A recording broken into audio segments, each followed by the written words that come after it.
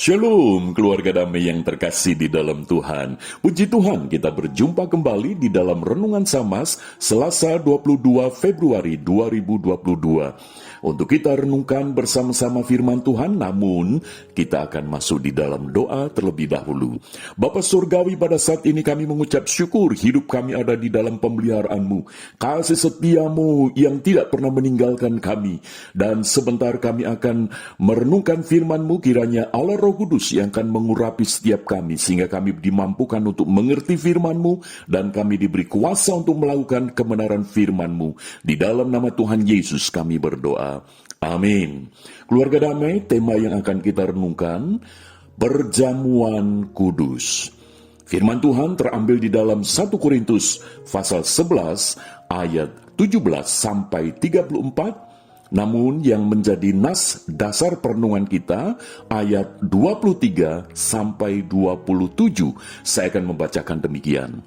Sebab apa yang telah kuteruskan kepadamu telah aku terima dari Tuhan, yaitu bahwa Tuhan Yesus pada malam waktu ia diserahkan mengambil roti, dan sesudah itu ia mengucap syukur atasnya. Ia memecah-mecahkannya dan berkata, "Inilah tubuhku yang diserahkan bagi kamu. Perbuatlah ini menjadi peringatan akan aku."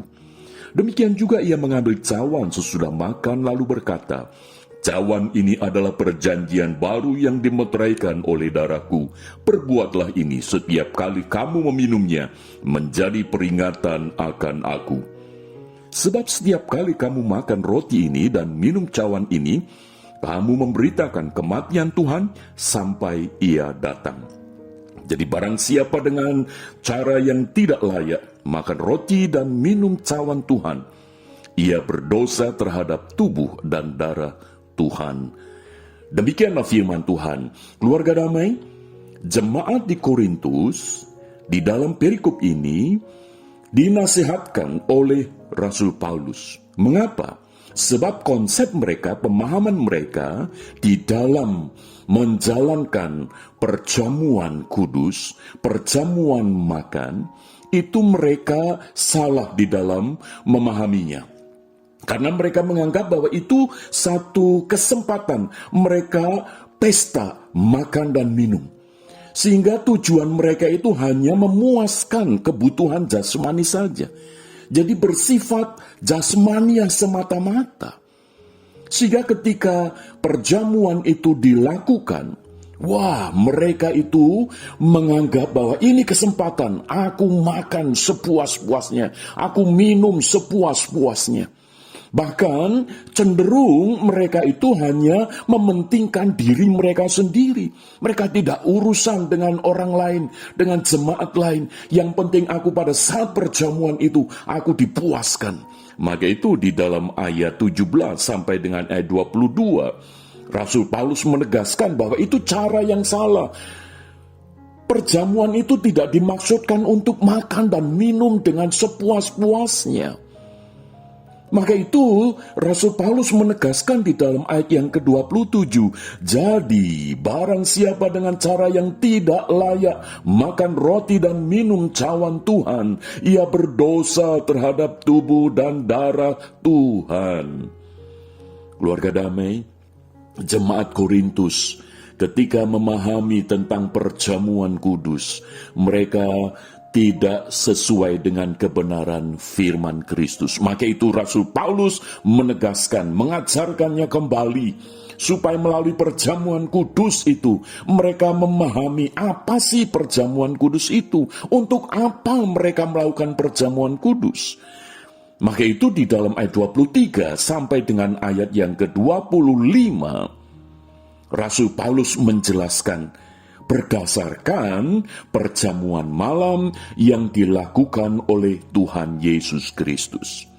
Sehingga penekanannya itu bukan pada ritualnya, tetapi pada pemaknaannya. Dan itulah yang harus dimengerti. Dan saya kira bukan hanya untuk jemaat Korintus, tetapi juga untuk kita yang hidup pada zaman sekarang ini. Keluarga damai, perjamuan kudus diadakan sebagai yang pertama, yaitu pengingat. Maksudnya apa? Melalui perjamuan kudus, Roti perjamuan dan anggur perjamuan, ketika kita makan dan minum, itu bukan hanya untuk kepuasan jasmani kita, untuk kita kenyang dan kita ini puas. Tetapi perjamuan kudus melalui roti dan anggur perjamuan itu, ketika kita makan dan kita minum, itu seharusnya kita sadar bahwa perjamuan ini sebagai pengingat. Pengingat apa? Yaitu mengingatkan kita bahwa kita ini telah ditebus oleh Kristus di atas kayu salib.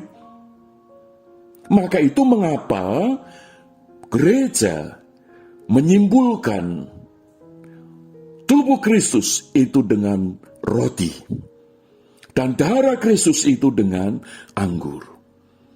Dan itu Tuhan Yesus yang menyimpulkan di dalam perjamuan malam terakhir itu bersama para murid sebelum dia disalibkan.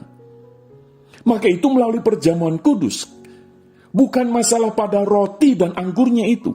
Karena sebagian ada gereja-gereja tertentu yang mengajarkan bahwa roti dan anggur itu memiliki kekuatan magis, kekuatan mistis. Sehingga kalau makan itu bisa sembuh kalau sakit, bisa sukses ketika gagal, dan seterusnya. Rasul Paulus menegaskan bahwa perjamuan itu bukan dimaksudkan itu, tetapi untuk mengingat bahwa kita ini telah ditebus oleh darah Kristus di atas kayu salib. Jadi waktu kita makan roti dan minum anggur perjamuan, itu berarti kita harus ingat bahwa kita ini telah ditebus. Dosa kita ini telah ditebus oleh darah Kristus di atas kayu salib itu. Sehingga kita tidak perlu mempersoalkan roti dan anggurnya. Karena kita melalui perjamuan itu, kita ini diingatkan bahwa aku sudah ditebus oleh Kristus di atas kayu salib. Aku ini orang yang berdosa, yang seharusnya binasa. Tetapi aku sudah ditebus oleh Kristus melalui kematiannya di atas kayu salib. Tubuhnya terpecah, darahnya tercurah untuk penebusan dosa saya ini. Jadi perjamuan kudus saat kita menerima roti dan anggur perjamuan itu, seharusnya kita mengingat pengorbanan Kristus, penebusan Kristus di atas kayu salib. Yang kedua, perjamuan kudus sebagai peneguh.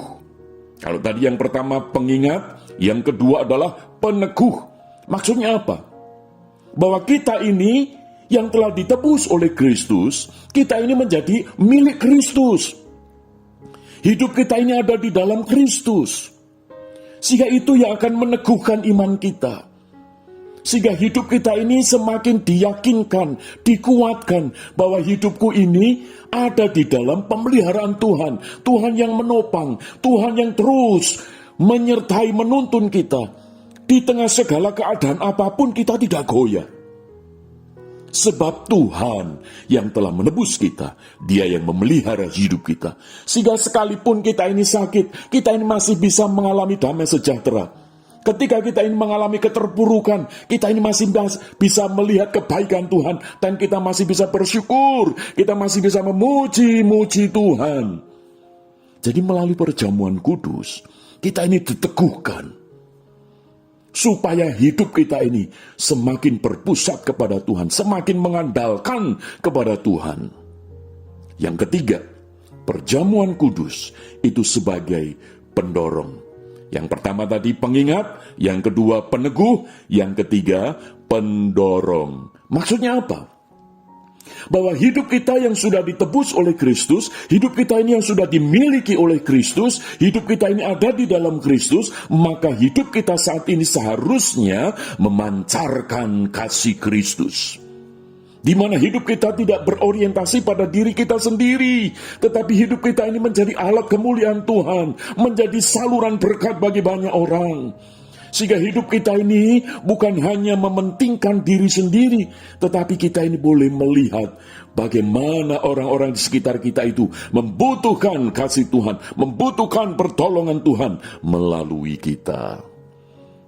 Keluarga damai, biarlah perjamuan kudus yang selama ini kita terima, biarlah kita semakin disadarkan melalui perjamuan kudus itu.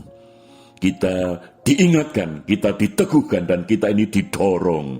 Sebagaimana hidup daripada Rasul Paulus yang dituangkan di dalam surat Filipi yang pertama, ayat yang ke-21 dan 22 yang berkata demikian. Karena bagiku hidup adalah Kristus dan mati adalah keuntungan. Tetapi jika aku harus hidup di dunia ini, itu berarti bagiku bekerja memberi buah. Rasul Paulus yang sebelumnya hidupnya hanya berorientasi pada diri sendiri, dia lebih hebat daripada yang lain.